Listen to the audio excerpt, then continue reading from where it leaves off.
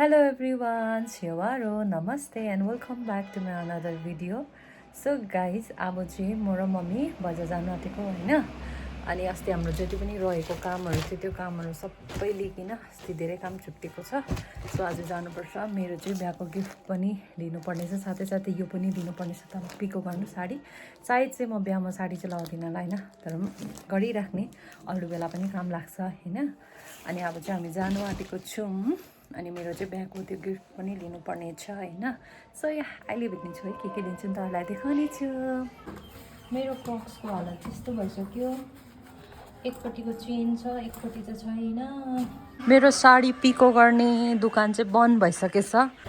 Guys मेरो चाहिँ साडी पनि अब पिको भएन आज पनि, जस्ट बिकज अफ मेरो आमाले गर्दा हो। सुती वासा जाउँ बजार भन्दा पनि हो। हामी चाहिँ गिफ्ट किन्ने दोकानमा आइरहेको छौँ होइन। यहाँनिर के दिनु रे गिफ्ट चाहिँ के हुन्छ अब हेर्दैछौँ ल। ओके के हुन्छ अब हेर्नुपर्छ।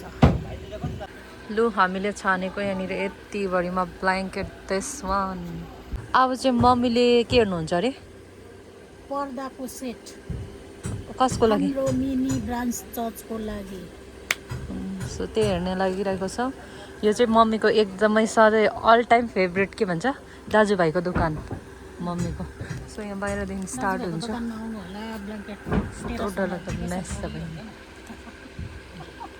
A few moments later. So guys हामी चाहिँ अहिले भाउजूहरूको घरमा आइरहेको छौँ। यहाँनिर चाहिँ भाउजूले हाम्रो लागि कफी बनाउँदैछ हो। कफी बनाउँदैछ राम्री राम्री भाउजूले।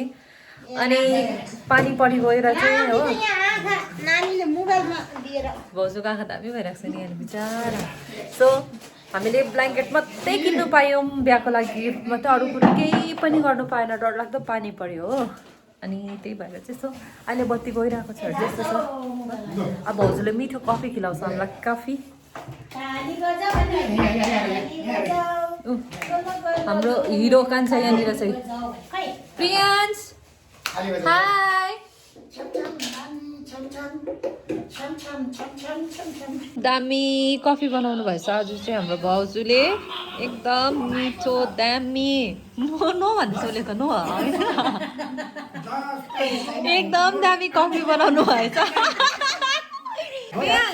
पियो मम्मीले कस्तो मिठो कफी बनाउनु भएछ यता हेर। कस्तो मिठो कफी बनाउनु भएछ होइन अरे हो। बनाएन अरे कफी मिठो बनाएन। कफी मिठो बनाएन।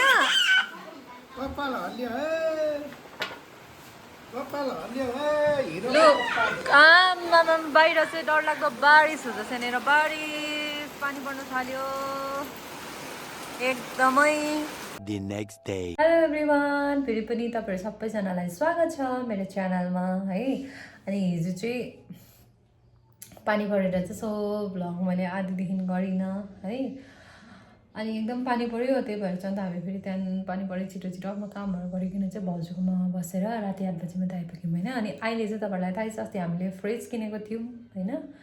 अनि अब त्यो फ्रिजको लागि चाहिँ सो हामीले 3-4 दिन भइसक्यो दोकानमै छ हो। यहाँनिर सामान यहाँनिर हटाउनु पर्ने थियो। सो हामीले त्यो कारपेन्टर नपाएकोले गर्दा चाहिँ सो फाइनली आज चाहिँ कारपेन्टर आएर सो हाम्रो किचन चाहिँ एकदम सानो छ नि त। सो यहाँनिर हामीले राखेको थियौँ भने भाँडाको ऱ्याक चाहिँ होइन। सो फाइनली यसलाई चाहिँ हामीले यहाँनिर राखिदिएको छौँ, किनभने गर्दा हाम्रो किचन एकदम सानो छ, स्पेस यति धेरै सानो छ होइन। सो यता फर्किनु मात्रै हुन्छ। सो यहाँ मैले राख्नु लगाएको छु होइन। अनि अब यहाँनिर चाहिँ हामीले उयो राखेको थियो, यो सोकेस चाहिँ हामीले यो स्पेसमा राखेको थियो। यो स्पेसमा चाहिँ हामी फ्रिज राख्नुपर्छ, किनभने लक पोइन्ट चाहिँ यहाँनिर भएकोले गर्दा। अन्त अब यो सोकेसलाई चाहिँ हामीले अलिकति चाहिँ सारेको छौँ। अनि अहिले हाम्रो किचन चाहिँ अब यो ऱ्याक खाली छ, तपाईँले देख्नुहुँदैछ। यसको भाँडाकुँडा चाहिँ सबै यहाँनिर लथालिङ छ। लथालिङ हेर्नु सक्नुहुन्छ तपाईँले। सो यो सबै लथालिङलाई चाहिँ म सनक्कै बनाउने छु होइन। अब हाम्रो फ्रिज पनि आउँदैछ, मम्मीले फोन गरिदिइसक्नु भएको छ। अनि चाहिँ तपाईँहरूलाई सनाक बनाएर होइन अब यर्साको किचन अलिकति एकदमै मजाले अर्गनाइज गरिकन दामी बनाइकन चाहिँ सो तपाईँहरूलाई अहिले भेट्नेछु है। ल सफा बनाउँछु अनि भेट्नेछु। हाम्रो फ्रिज अनबक्सिङ हुँदैछ अब यहाँनिर।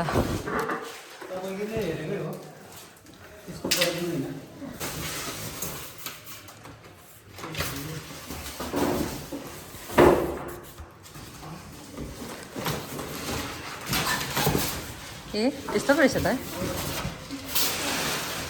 ए चाहिँ ढाडमा बोक्नेहरूमा पनि यस्तो हाल्दो रहेछ यसरी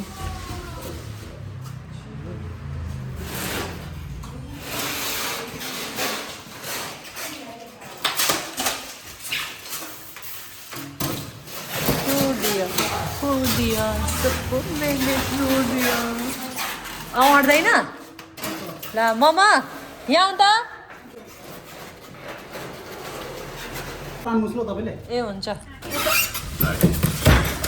लु हल्कै हुन्छ क्या है अनि जुरुकै उठाएर नि तपाईँले त यसरी हो मम्मी यसरी राख्नु कि यता फर्काउनु खै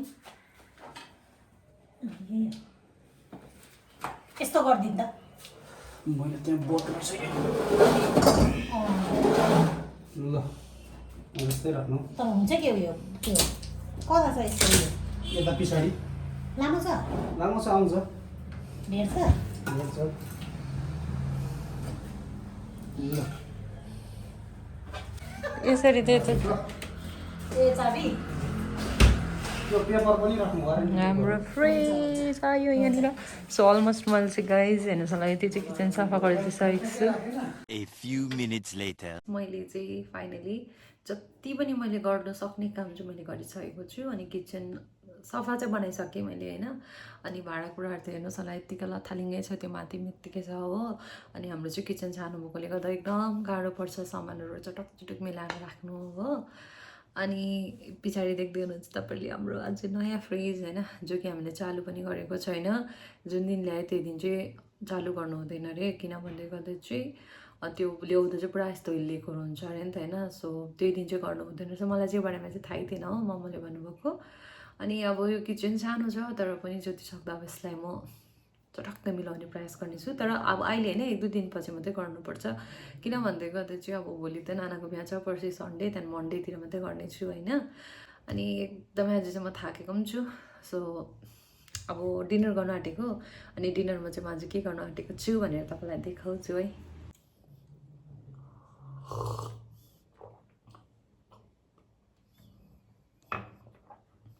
यति बेला कफी पिउँदैछु म चाहिँ अघि चाहिँ कफी पिउने टाइममा चाहिँ मैले सबैहरू सफा गरेँ नि त किचन होइन अनि त्यहाँदेखि दिउँसो चाहिँ म बिहामा गएको थिएँ सो त्यही भएर बिहामा खाना खाएकोले गर्दा त्यो राम्रोसँगले डाइजेस्ट पनि भएको छैन सो त्यही भएर चाहिँ आज चाहिँ म खाना आँटेको छु यहाँनिर हेर्नुहोस् होला इस्कुसको मुन्टाको सब्जी अनि यहाँनिर चाहिँ 2टा रोटी होइन 2टा रोटी खानु सक्दिनँ होला सायद एउटा मात्रै खान्छु होला अनि मलाई मुन्टाको सब्जीसँग चाहिँ कस्तो भात खानु मन परेको थियो तर खाना खानै मन छैन आज सो त्यही भएर मैले पनि रोटी खानु आँटेको छु म चाहिँ रोटी चाहिँ एकदम खानु मन पर्दैन गाह्रो लाग्छ क्या तर राति भोक लाग्छ भनेर मात्रै खाएको अन्त आज माथि हामी सुमी होमस्टेमा बिहा गएको थियौँ एकदम दामी थियो बिहा हो आफूसँग गएको थियौँ दामी थियो अनि भोलि पनि बिहा जानुपर्ने छ भोलि चाहिँ मेरै नानाको निनीको छोरीको बिहा छ होइन अनि यहाँ बिहा मिठो हुँदैछ दामी बनाएको छु मैले भात खानु मन पर्यो म जस्तो रोटी मन नपर्नेहरू को छ हौ कमेन्टमा भन्नु चाहिँ मलाई त रोटी त ट्याक्कै मन पर्दैन त हौ रोटी मन पर्नुको लागि के गर्नुपर्छ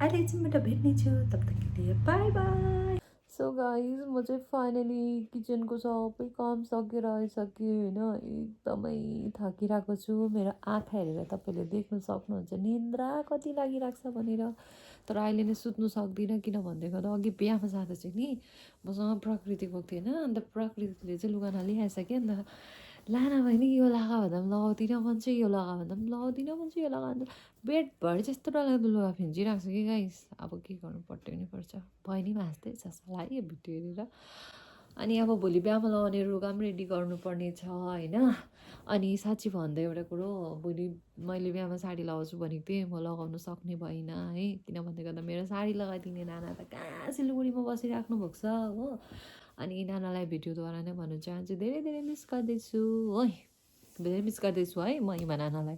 त्यही भएर त म साडी लगाउँदिनँ हो। अनि मम्मीले पनि नलगाउनु साडी र बाटो अप्ठ्यारो हुन्छ भनेर भन्नुभयो। अन्त म साडी लगाएर हिँड्नु त सक्छु, म त जाम हिँड्ने हो साडी लगाएर हो, लगाउनु त आउँदैन, कुरा चाहिँ त्यहाँ छ। अनि अब भोलि बिहामा जानुको लागि चाहिँ सो मैले के लुगा रेडी गरेको छु भनेर तपाईँहरूलाई म भोलि नै भन्नेछु। अनि मैले आज जे लगाएर गएको थिएँ नि यस्तो राम्रो लागेको आफूले होला होइन। सो म भोलि त्यही लगाउनेछु। आज जस्तो भएर गएको थिएँ भोलि म त्यस्तै हुनेछु है। आज त्यहाँको बिहाको मान्छेले पनि भोलि भन्छ बहिनीले त हिजोकै लुगा लगाएर आएछ भन्छ होला, किन भन्दैको त आजको लुगामा मलाई यस्तो राम्रो देखेको थियो होइन। सो म भोलि त्यही लुगा लगाएर जानेछु।